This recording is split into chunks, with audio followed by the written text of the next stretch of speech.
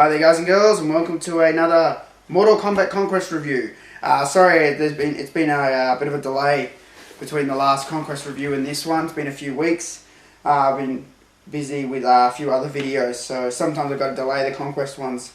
But it is my goal to try and do one, or has been my goal to try and do one every week. This is episode 16, Kreeya. So there's only about 6 more episodes left. So it shouldn't take too long to finish off the Conquest series. Now, Kreeya. A good episode. A bit strange. Introduces a character that's not part of the Mortal Kombat lore at all. Since it's just been created totally for this show. The episode opens with Goro again looking over the mines. And then we go into Shang Tsung's area in the Cobalt mines. And these women burst in suddenly, and they say something, and he tries to attack him. He tries to use sorcery on him, and he can't. And then they laugh and they say, "What's the matter? Lost your power, sorcerer?" And he says, "I have others." And then this big fight starts, a big fight scene between 3 of the women and Shang Tsung, and they kick his ass. And then Vorpax walks in, just as he's sort of down on his knees. And he says, "What are you waiting for? Help me," you know. And yeah, she's one of them. So she just says, "Did you expect me to betray the Emperor's warriors?" And straight away, when you're watching the show, you thought she leveled up and joined with Shah Kahn. But then she says, "My Emperor," you know. So you knew it was something else. Then the intro runs. We come back from the intro, and it's got Kahn and Rico talking about what had happened, the invasion, and how these women invaded Outworld and stole Shang Tsung. It seems too easy. Yeah. The warriors appear So from nowhere. Shah Kahn's got his own problems now. Someone's trying to invade his realm, whereas he's always been trying to invade our realm. Only a handful made it into the cult. Then we go to the good guys, you know, and they're having a fight about men and women, who's more capable and stuff. And then Raiden shows up and tells them what happened about this attack on Outworld and how Shang Tsung was taken and that. And yeah, he sort of disappears before he finishes the story. Then we go back to Outworld again, and yeah, Shao Kahn summoned the Shadow Priests. And, you know, he's doing all this weird stuff. And Shao Kahn's asking all the questions. Where is she from? She's from a distant realm.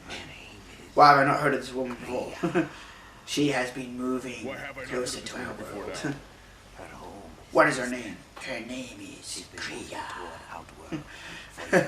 To be destroyed. And then he says, "Where is she now? I'll crush her. Kreeya is out of your reach. She is in Earth realm." I like that. Shao Kahn, you see the look on Shao Kahn's face like, fuck. It's the one place he can't really go, you know. He's trying to come here, but he can't.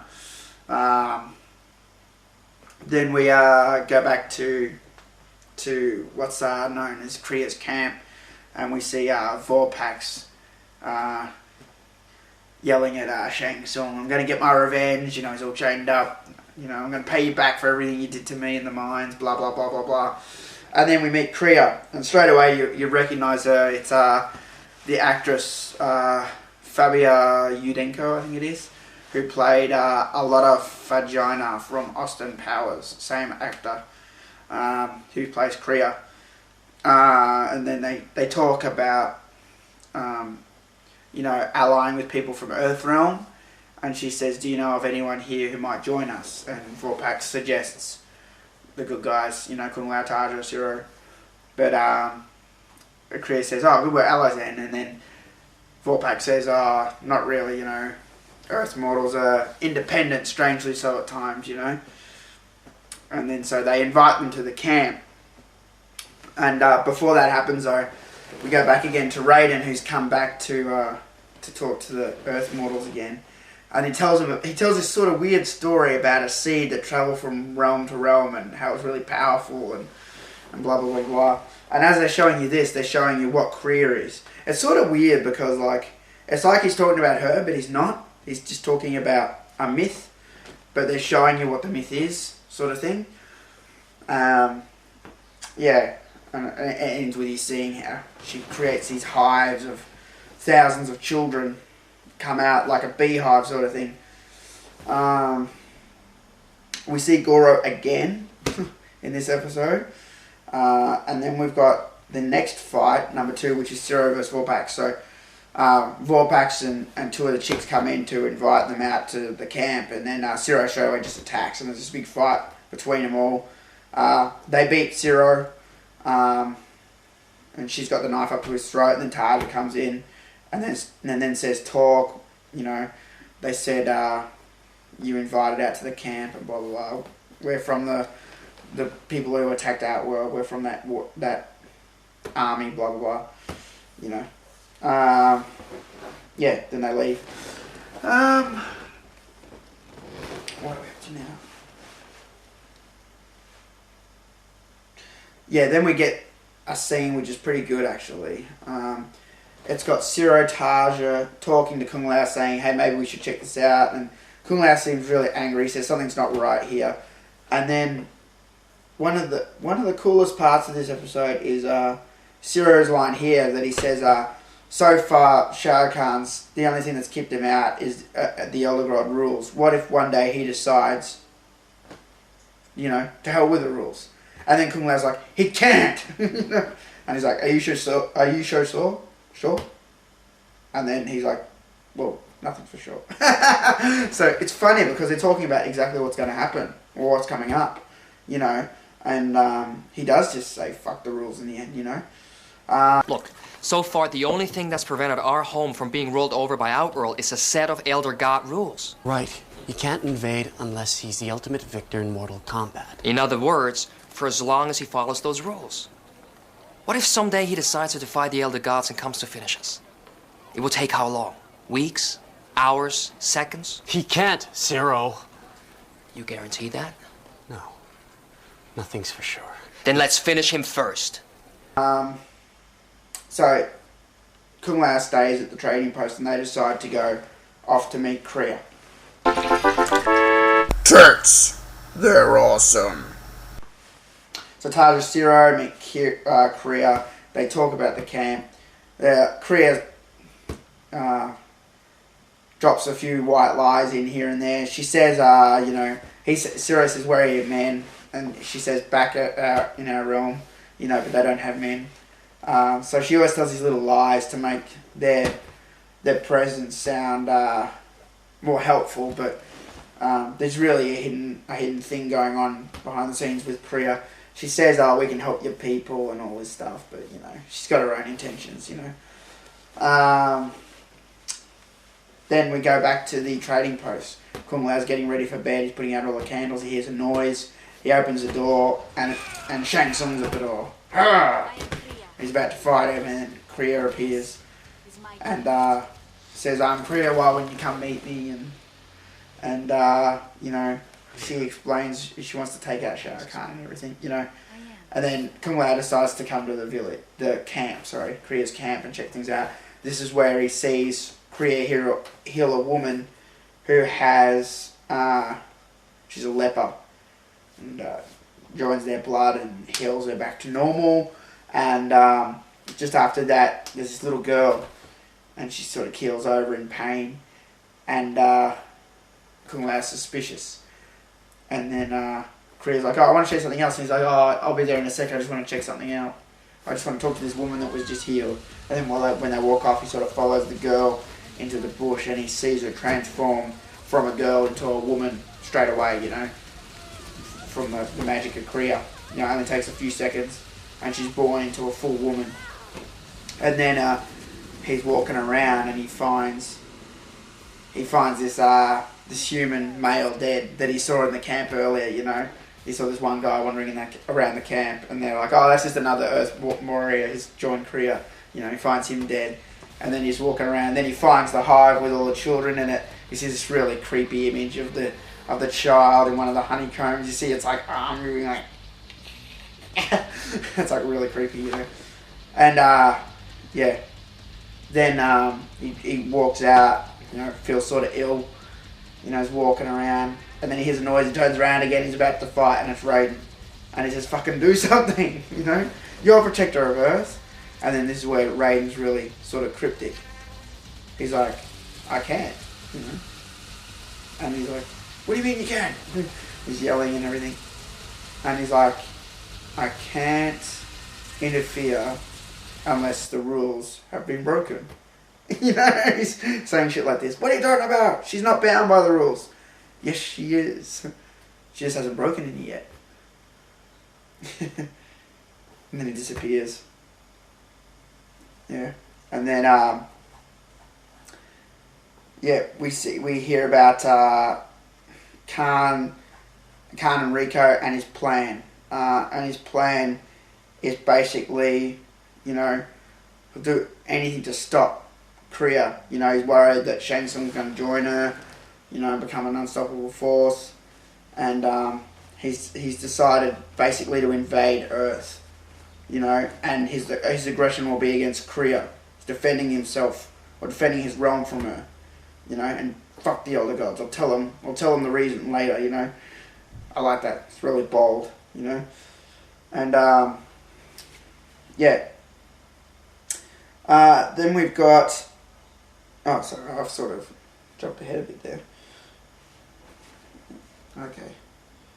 Then, basically, yeah, Kung Lao comes back to the camp after seeing and talking with Raiden and everything. He comes back to the camp and he tells Zero and Taja what's happened. Found this hive, you know, and how, you know, we won't merge with Korea's people in a matter of centuries. It'll be a matter of years and everything, you know. And he's like, "Earthrealm's ours, it's not yours." You know, he realises she's just trying to take it, you know. Yeah, so Zero and Taja stand by Kung Lao's side, which basically means no to joining Kreeya. So she locks them all up. And then she says, "I've got a special place for you to Kung Lao." And she locks him up with Shang Tsung, which is sort of interesting. These two mortal enemies locked up in the cage together. And then he realises, he sort of pieced together what Raiden was talking about breaking rules. Or breaking Elder God rules. He can't do anything unless a rule's broken, and he sees his chance now with Shang Tsung. So he starts baiting Shang Tsung to attack him, you know, and he's like calling him a coward and everything. "You can't fight me, you're just scared, you know, we're dead anyway," you know, he's saying all this shit, you know. And yeah, then as soon as Shang Tsung attacks, Raiden appears and says a rule has been broken, and then he can free them. He zaps the cage and lets out Kung Lao and Shang Tsung, and they join forces here, which is sort of interesting. Shang Tsung says, "I can't use my powers unless we get rid of the gemstone around her neck," and Kung Lao says, "There's a hive near here, we've got to destroy it." And I love this. They sort of hide, and Kreeya comes out, and there's no one in the cave, and then she turns around, and they're both there, and she's like, "There's guards nearby," and Shang Tsung's like, "You'll be dead before they get here." You know, and then we get this really cool fight scene with Shang Tsung and Kung Lao versus Kreeya. Let's check that one out now.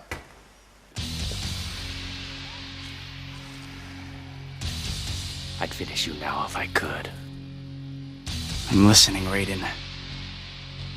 It's not the rules stopping you. It's this cage. What do you mean? You're trapped, nowhere to run. Shut up, fool. That's it, isn't it? You know you can't beat me. Kill you in our next fight. Then show me! We're dead anyway, yet you stand there and do nothing? Enough! What's the matter, can't fight without your powers? I don't need them to destroy you. Coward! Uh-oh, someone broke a rule.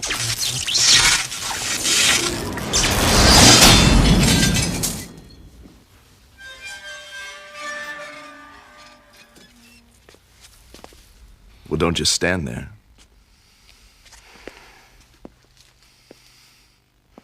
No need to thank me. The rule between you remains. The threat to you both is great. Do you understand?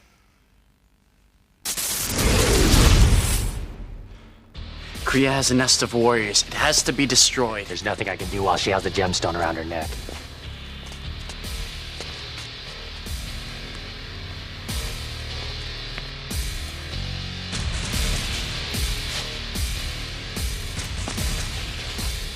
are guards nearby. You'll be dead before they get here.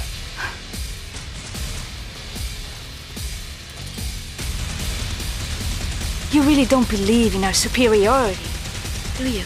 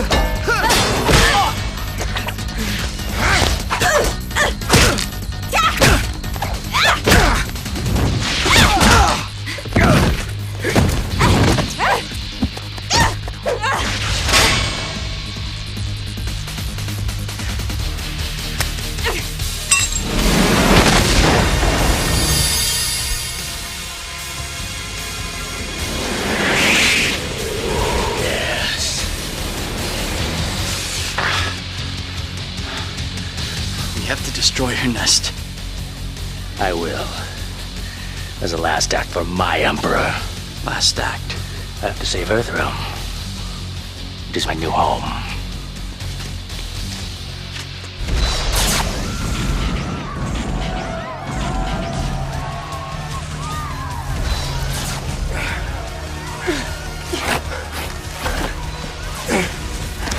Kung Lao, what's happening? Shang Tsung's taking his revenge.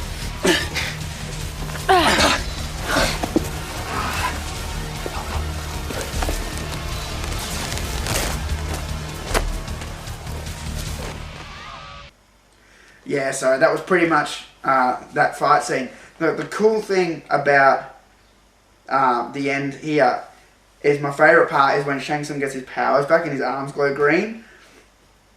And then he agrees to take out the hive, and that he's going to live in Earthrealm.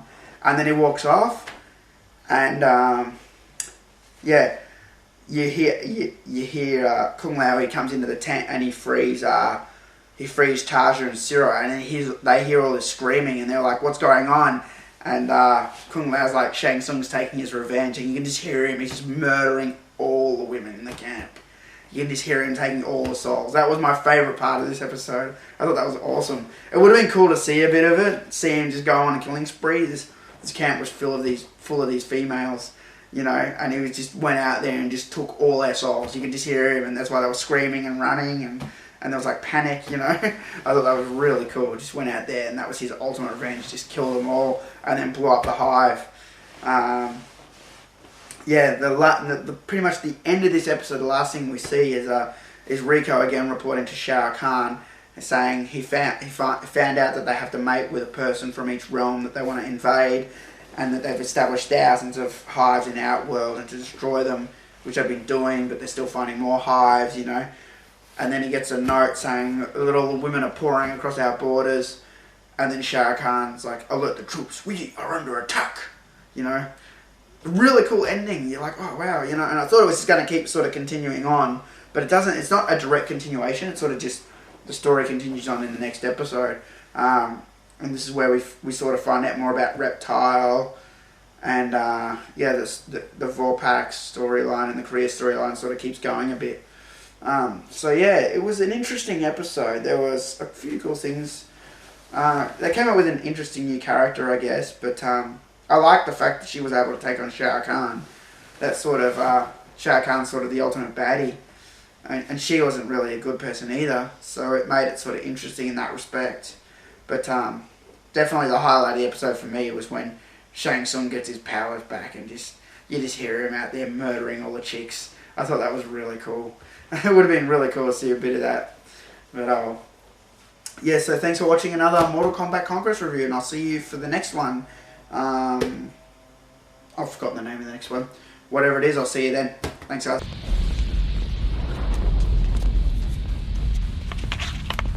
We are under attack. Reporting across our borders. Alert the troops. We are at war!